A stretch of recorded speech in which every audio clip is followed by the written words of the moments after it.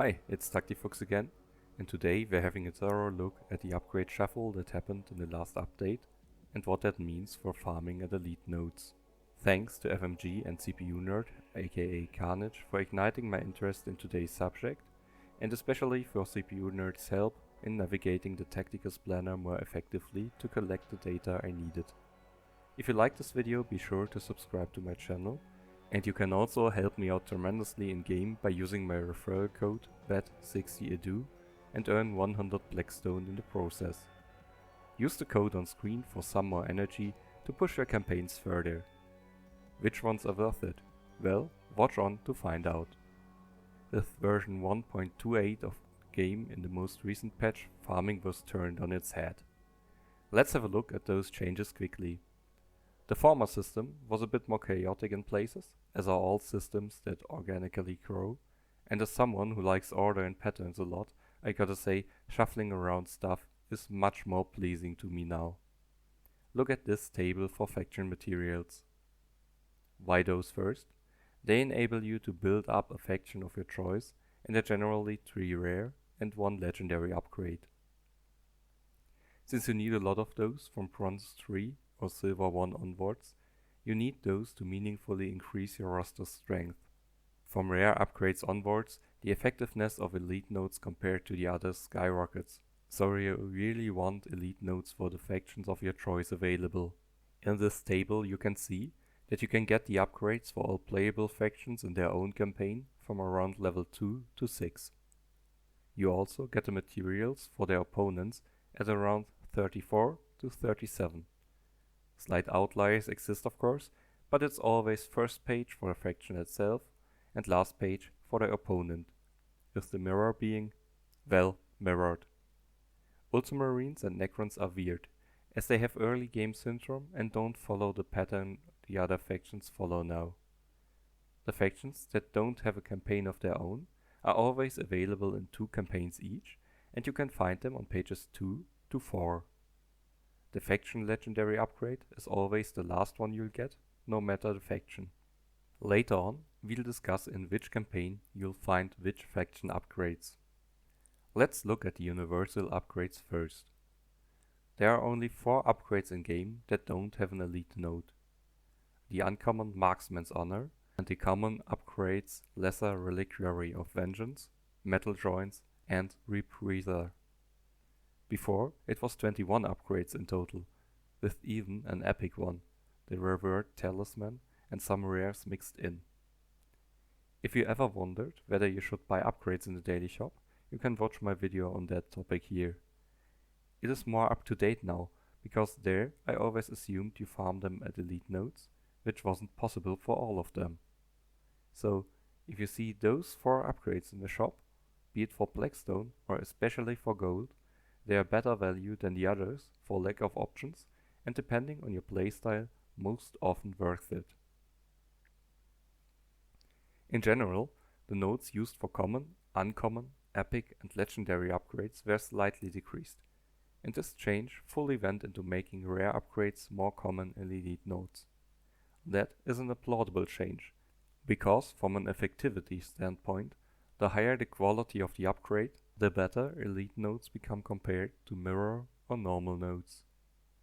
The energy to upgrade ratio just becomes far more favorable. Wait, I hear you say.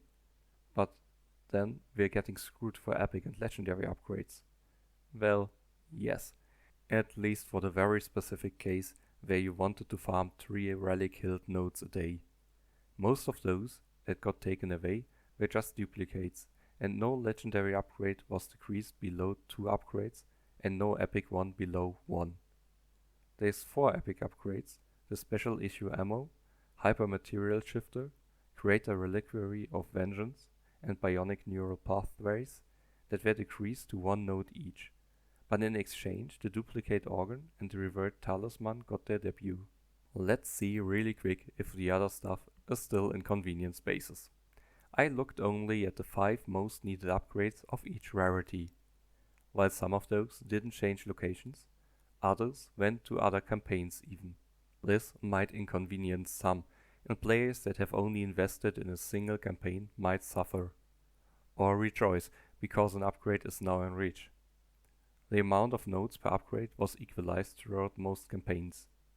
Most upgrades now have 2 nodes each. In the most sought after upgrades, there's a few interesting ones. The rare upgrade, Phoenix Ascendant, was moved from Indomitus Elite 7 to 34, and it still only has 1 node to it, which is a bit of a head scratcher.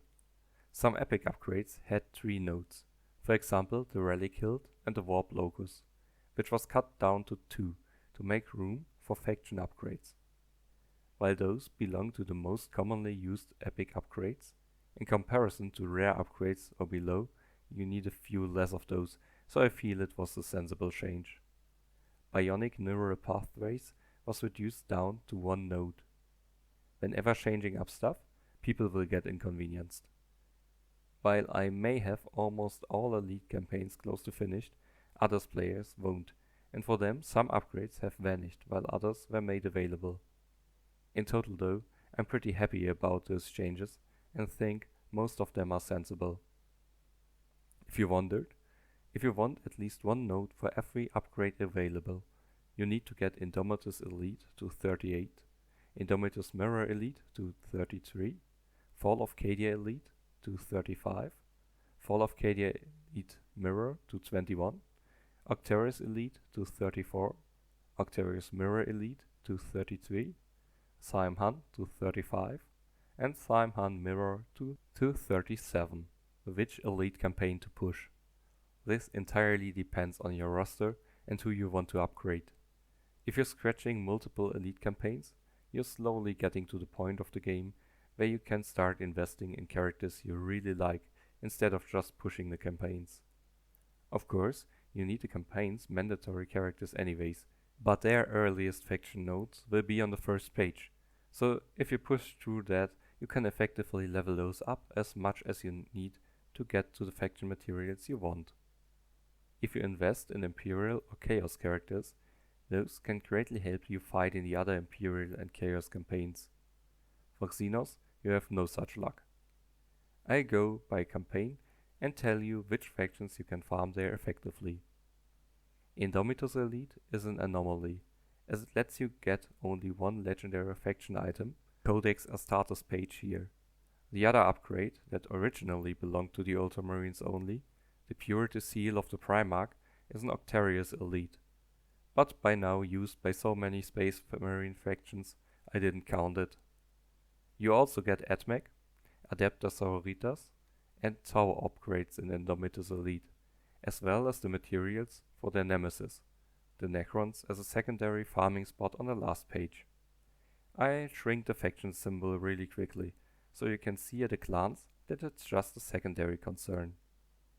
Indomitus Mirror allows you to get the Necron stuff reliably on the first page, with spots on the following pages to buff up your Blood Angels, AdMech and Tau, with the Ultramarine upgrades being hidden on the last page.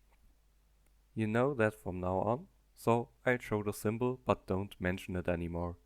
The adversaries' items are always at the last page. Other factions are treated equal in both campaigns they appear in. Fall of Cadia Elite contains Death Guard and World Eater materials.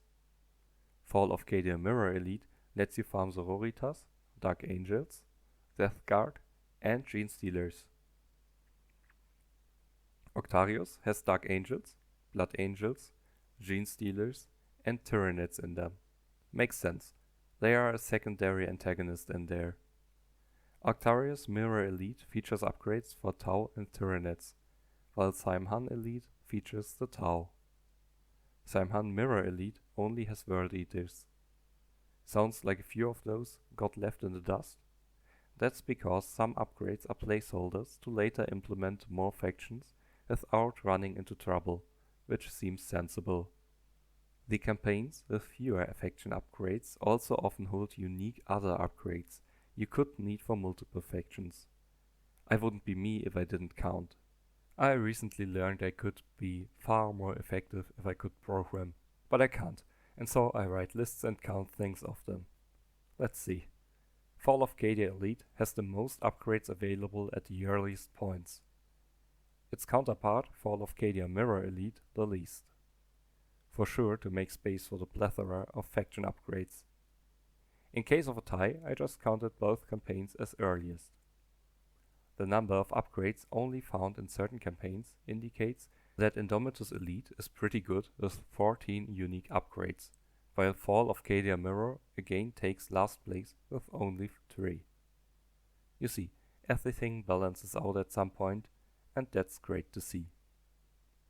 If you like this video, I recommend you watch my videos on buying upgrades in shops and crafted upgrades, where I go over which ones you should buy in the daily shops and which aren't worth it. That's it for today, and see you in the next one.